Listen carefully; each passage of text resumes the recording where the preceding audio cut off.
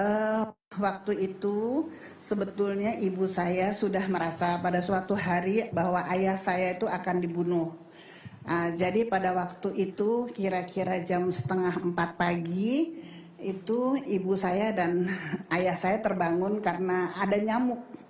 Nah, waktu orang tua saya terbangun terdengar pintu sudah digerebek.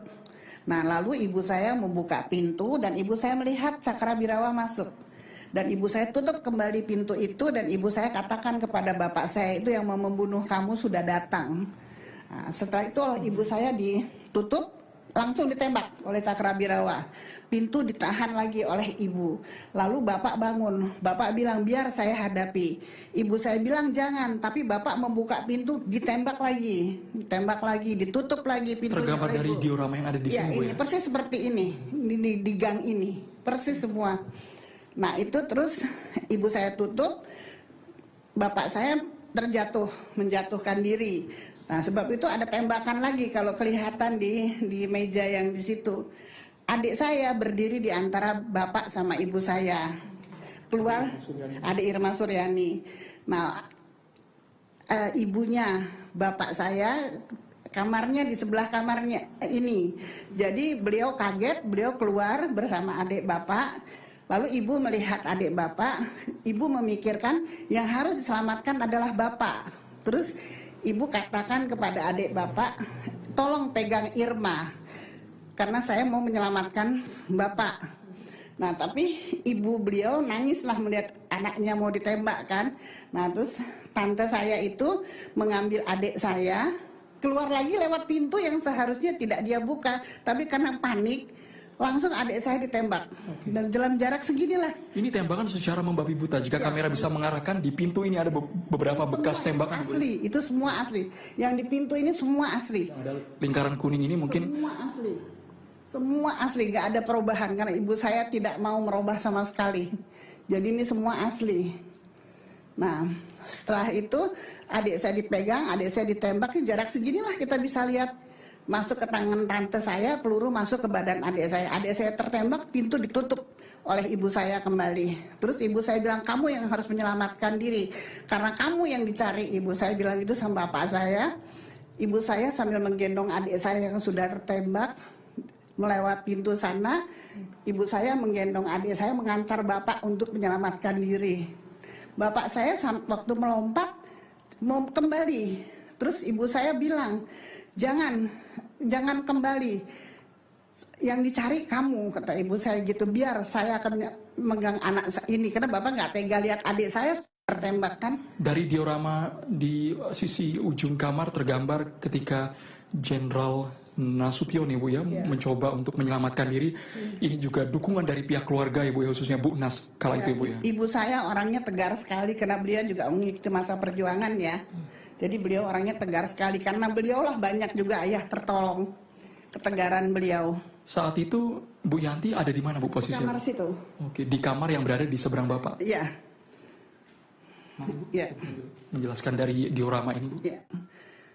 Ini waktu ayah akan melompat ke dutaan Irak untuk menyelamatkan diri. Yang kebetulan kedutaan Irak sedang kosong ya, dan itu ada drum. Ayah tuh ngumpet di belakang drum. Waktu ayah lompat ini, ayah ditembak. Ayah ditembak, tapi ayah bisa tiarap. Seandainya ayah tidak tiarap, ayah juga kena. Tapi mereka tidak tahu, mereka asal menembak. Karena di sana Pierre Tendian tertangkap dikira ayah saya. Begitu. Jadi ayah saya terus ngumpet di belakang, lewat ini tembok ini, ayah saya ngumpet di belakang drum yang sebetulnya dari jalan juga kelihatan gitu. Dan inilah sosok Bu Nas dan juga ya, seperti ini. Malah lebih banyak ya darahnya. Tapi adik saya sama sekali tidak pingsan waktu kena tembak. Iya. Bu, saat itu ibunda dari Bu Yanti memberanikan diri untuk berhadapan langsung dengan pasukan Cakrabirawa. Mama itu berani. Mama katakan ke sini. Mereka tanya, mana Nasution? Nasution, Bapak Nasution, kata ibu saya. Sudah 2 hari tidak di rumah, kata ibu saya begitu. Kamu kesini hanya membunuh anak saya.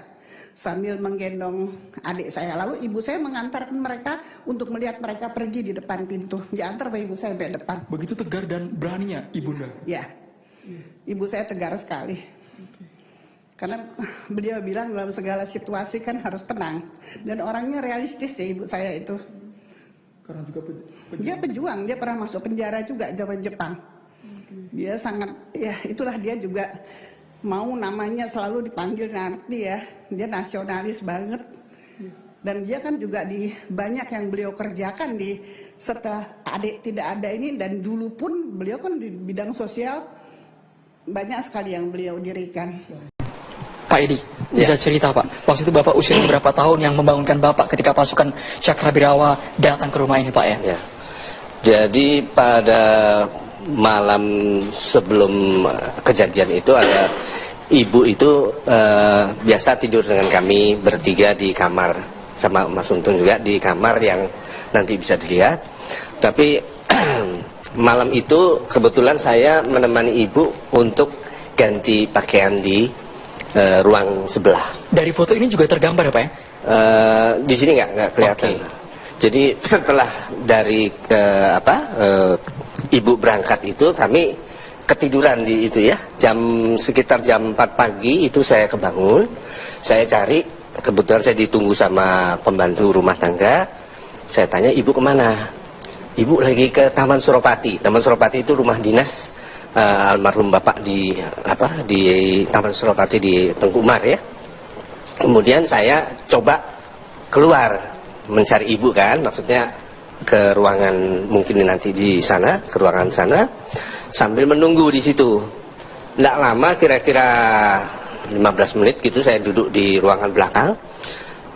Ada kegaduhan di ruang penjagaan. Pada pukul 4 dini hari? 4.15 lah kira-kira. Tanggal 1 Oktober ya Pak ya? Tanggal 1 Oktober. Nah pada waktu itu saya perkiraan saya pikir itu pergantian penjagaan. Biasanya kan akusan kalau pagi itu. Selang kira-kira 5 menit mereka masuk ke ruangan belakang sana, menemui pembantu ya Mbak Mila waktu itu, menanyakan apakah almarhum bapak ada di dalam itu kan, karena mereka bilang ada perintah untuk memanggil bapak langsung ke istana pagi ini juga.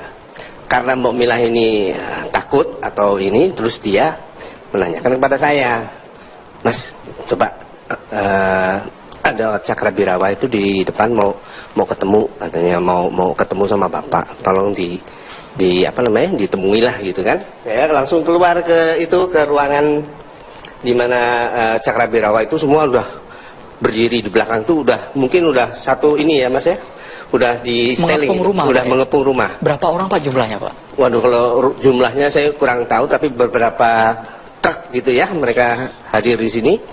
Terus mereka bicara dengan saya, mereka menanyakan bapak ada, bisa dibangunkan karena dipanggil presiden segera.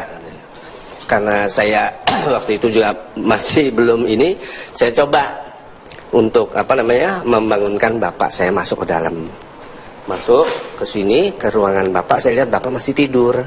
Saya pegang kakinya kan, Pak, saya bilang gitu, Pak ada Cakrabirawa mau ketemu sama bapak, mungkin katanya bapak dipanggil presiden. Bapak selalu jawabannya itu kan, karena itu masih pagi, subuh ya, menjelang subuh, bapak bilang, oh no, apa toh, kok Cakrabirawa pagi-pagi ini sudah ini. Nah setelah itu bapak keluar, saya jalan duluan ya kan ke ruangan belakang sana. Di sana bapak menemui mereka, terus bapak tanya, ada apa? Gitu kan, karena bapak itu merasa ini kok Cakrabirawa semua pakaian lengkap ada di sini, mau apa gitu. Terus dari mereka ini seperti yang gambar itu. Baik, mereka, bisa diarahkan mungkin seperti lukisan ini Pak ya? Mereka terus menjawab, ini sebetulnya kan hanya 3 orang. Boleh sambil merapat ke sini. Tapi sebetulnya ada di belakang ini ada beberapa lagi yang Cakrabirawa yang ikut masuk ke dalam. Nah terus pimpinannya ini langsung melapor. Jadi baret merah ini Cakrabirawa semua Pak ya? Siap Jenderal, katanya gitu. Jenderal diharap menghadap presiden pagi ini juga. Nah, bapak jawabannya cuma saya itu memang jam 8 mau ini dipanggil presiden. Nah si Cakrabirawa ini pimpinannya itu bilang, tidak jenderal, sekarang jenderal siap, kami akan membawa jenderal sekalian untuk menghadap presiden katanya. Terus bapak bilang, saya ini kan belum mandi, saya mandi dulu. Jadi yang menggunakan baju tidur ini Jenderal TNI Ahmad Yani ya Pak ya? Nah yang lancang ini, bapak tuh bilang, kamu itu lancang sekali, karena bapak jawab mengenai saya mandi dulu, tidak perlu jenderal, sekarang juga gitu. Nah si almarhum ini merasa prajurit bicaranya kok seperti ini, lancang sekali gitu kan, terus langsung dipukul oleh almarhum. Terus bapak masuk ke dalam, tutup pintu, nggak lama yang di gambar yang di belakang itu, sebelah kanan itu langsung menembakkan peluru. Boleh Pak Edi, Pak Untung kita bisa diajak menuju ke kamar ya Pak ya? Di tempat Pak Edi membangunkan ayah, seperti itu. Tapi Pak, saya mau tanya sebenarnya dari sisi anak waktu itu usianya masih 7 tahun ya? Saya 7 tahun, Pak Untung 11 tahun. Ya. Pak Edi, ada sisi trauma nggak Pak? Kalau saya memang sangat ini ya, Mas ya, trauma sekali karena saya melihat mereka itu memuntahkan senjatanya itu menembak almarhum, itu saya sampai histeris, saya teriak-teriak. Jadi posisi ketika Bapak sudah berbalik, kemudian saya posisi ada di belakang. Di belakang. Di ruang belakang. Karena waktu dialog dengan almarhum dengan Cakrabirawa itu saya langsung lari ke belakang ke ruangan itu karena saya agak takut lah istilahnya gitu. Boleh Pak, kita sambil masuk Pak ya. Nah di sini nih almarhum tidur di sebelah sisi sini. Saya pada waktu itu membangunkan beliau itu, saya pegang kakinya, Mas Andrew. Saya pegang kakinya, Bapak bangun, ada Cakrabirawa kan. Bapak pada waktu itu coba. Ya. Terus udah itu kejadian yang seperti yang saya ceritakan tadi. Nah di sini ada senjata yang dipakai untuk Cakrabirawa untuk menembak almarhum. Berapa kali tembakan waktu itu Pak? Kalau nggak salah itu ada 5 ya. Yang tembus ke Bapak. Yang tembus badan Bapak ada sekitar antara 7 lah. Dari anak-anak histeris ada mencoba untuk memberontak melawan seperti itu Pak? Waktu itu sih tidak ya. Jadi gini Mas, setelah dibangunkan sama Mas Edi di sini Pak ya, dibangunkan di sini. Kemudian Bapak keluar, ya kan. Kemudian ada pertengkaran lah, ada pemukulan juga. Saya bangun Mas, karena rame ribut.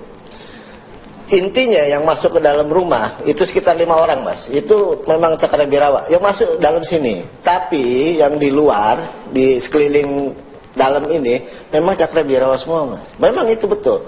Di luar itu ratusan Mas. Bukan 10 orang, tidak, ratusan. Makanya ada bus, ada truk. Dengan alasan mengatasnamakan nama presiden seperti itu. Iyalah. Untuk memanggil Bapak. Iya, tapi yang masuk intinya, tim intinya masuk sini 5 orang Mas, 5 orang. Jadi ya. Terjadi dialog. Dialog sebentar, pertengkaran, yaitu tadi Mas Edi sudah ceritakan. Ada pemukulan, tutup pintu, begitu dia balik, tembak dari belakang. Itulah yang terjadi. Saya bersembunyi di balik tembok atau bar di sinilah ya, dekat sini. Begitu Bapak jatuh, saya coba mau peluk Mas. Nggak boleh, dibentak. Tidak boleh. Nangis kan kita. Kakak saya tembakan yang begitu menggelegar pagi hari itu. Ya, senjata aja di Mas Thompson ininya. Senjata. Ini Pak senjata. Bisa sambil di atas. Mari, Pak Edi. Pak Untung. Ya, ini Thompson yang dipakai untuk menembak ayah kami, bapak kami. Ini baju terakhir malam yang dipakai oleh bapak. Jadi ini baju warnanya putih dulu Mas. Itu sekarang jadi coklat karena itu sama ibu dibasuh darahnya. Darah yang berceceran di ruang makan itu dibasuh oleh baju yang terakhir bapak pakai. Itu piyama yang persis sama dipakai bapak di malam itu. Ya, kalau yang sobek-sobek itu ada di lubang buaya piyamanya. Inilah dia. Ini senjata-senjata yang dipakai untuk menembak Es Parman di Jahitan juga. Kemudian itu kalau nggak salah yang digunakan untuk menembak Aidit. Dan Aidit. Cakra Birawa sempat menggeledah rumah, mencari anak-anaknya juga, Bapak Edi dan juga Pak Untung, atau Oh hanya tidak, mengincar tidak. Jadi Jenderal Ahmad Yani sebelum saja, Pak? kejadian malam itu, telepon Pak. Ada telepon berdering kira-kira 2-3 kali. Yang terima kakak saya, yang paling tua itu, Ibu Ruli ya. Cuma tanya, Bapak ada nggak di rumah? Dijawab ada. Itu aja. 2-3 kali. Setelah itu, itulah kejadian penembakan itu. Ya telepon memang dirusak, pasti putus lah ininya, diberantak-berantaknya sedikit lah di belakang gitu.